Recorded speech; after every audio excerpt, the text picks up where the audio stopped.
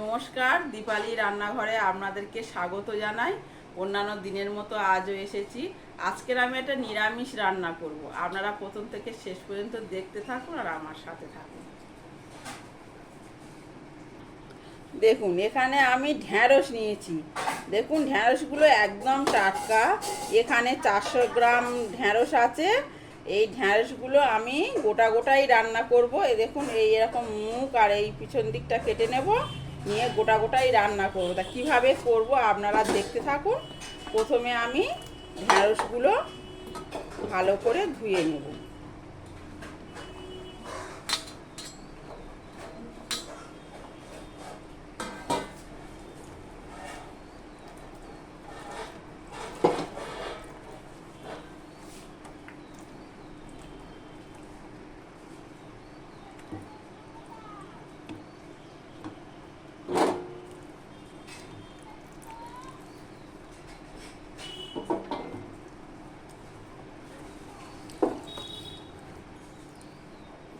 এবারে আমি এই মুখের দিকটা দেখুন এই রকম কেটে কেটে এইগুলো বাদ দিয়ে দেব।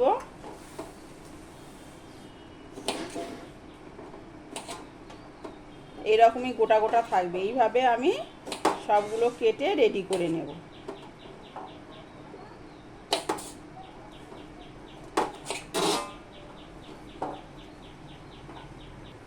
দেখুন, এখানে ঢ্যাঁড়সের ঝাল করতে আমি কি কি মশলা ব্যবহার করছি দেখুন। এখানে আমি নিচ্ছি 1 চামচ সাদা সর্ষে, 1 চামচ কালো সর্ষে, আর নিয়ে নেব এখানে অল্প পরিমাণে চাল মগজ, আর দিয়ে দেব একটা দেখুন কাজু বাদাম একটা, আর দিয়ে দেব এখানে পুরো 1 চামচ পোস্ত, আর তার সাথে যাবে 2টো কাঁচা লঙ্কা। এইগুলো আমি শিলে বেটে নেব।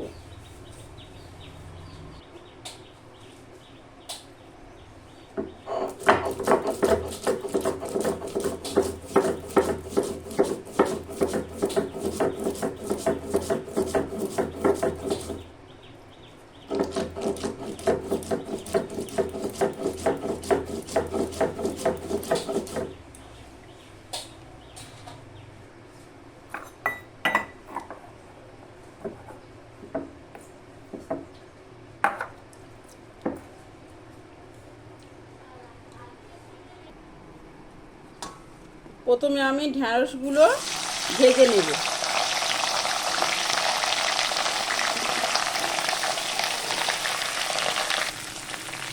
সামান্য হলুদ দিয়ে দেব।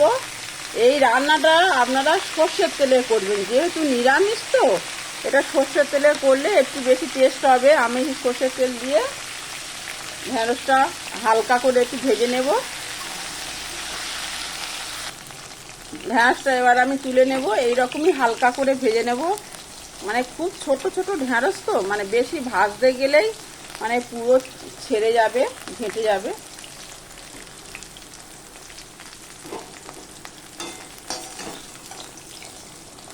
দেখুন, ফোড়নে দেব কালো জিরে, দিয়ে দেব একটা টমেটো, দিয়ে দেব 1/2 চামচ আদা বাটা। এই রান্নাটা তো খুব কম সময়ের মধ্যে হয়ে যায়। দেখুন, এবারে টমেটোটা আদাটা একটু গ্যাসটাকে লো ফ্লেমে দেবো, দিয়ে আমি একটু ভাজতে থাকবো। দিয়ে দেব লবণ পরিমাণ মতো, হলুদ দিয়ে দেব পরিমাণ মতো। যারা কালার পছন্দ করেন তারা একটু কালার হওয়ার জন্য কাশ্মীরি লঙ্কার গুঁড়ো দিয়ে দেবেন, আর না হলে কোনো প্রয়োজন নেই। কাঁচা লঙ্কা যে 2টো বেটে দিয়েছি, কাঁচা লঙ্কাতেই হয়ে যাবে। আর যদি কালার খান তখনই কাশ্মীরি লঙ্কার গুঁড়ো একটু দিয়ে দেবেন। কাঁচা লঙ্কায় খেলে কি বলুন তো, টেস্টটা খুব ভালোই থাকে। দিয়ে দেব জল, জলটা পরিমাণ মতোই দেবেন। ঢাকা দিয়ে দেব।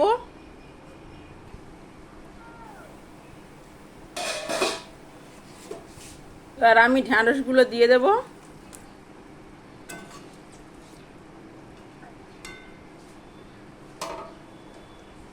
ঢ্যাঁড়সগুলো একটু ঢাকা দিয়ে দেবো।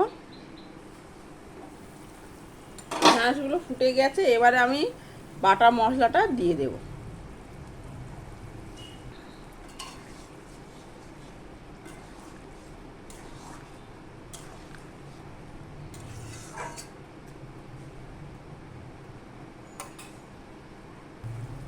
অল্পক্ষণের জন্য একটু ঢাকা দিয়ে রাখবো।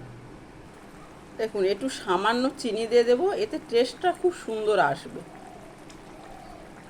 দিয়ে দেবো চিড়ে রাখা 2টো কাঁচা লঙ্কা।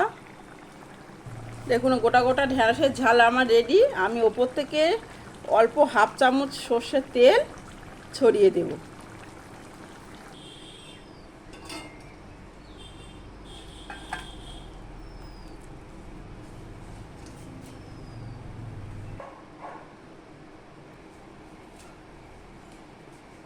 আমার এই ঢ্যাঁড়সের ঝালের রেসিপিটা যদি আপনাদের ভালো লেগে থাকে তাহলে আপনারা অবশ্যই ইউটিউব থেকে দেখলে সাবস্ক্রাইব করবেন, আর আমার ফেসবুক পেজ আপনারা ফলো করবেন।